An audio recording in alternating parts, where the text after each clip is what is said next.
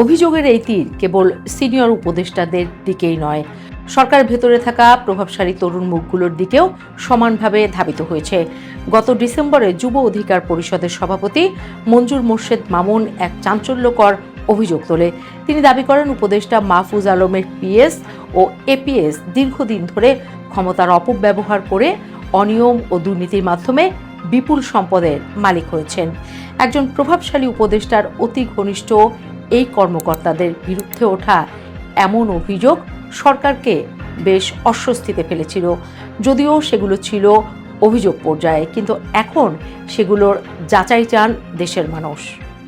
ইউনূস সরকারের আমলনামা ঘাটলে দেখা যায়, গত ১.৫ বছরে বিভিন্ন মন্ত্রণালয়, বিশেষ করে স্থানীয় সরকার, ক্রীড়া এবং তথ্য প্রযুক্তি খাতে বেশ কিছু অনিয়ম ও অব্যবস্থাপনার অভিযোগ চাউর হয়েছে।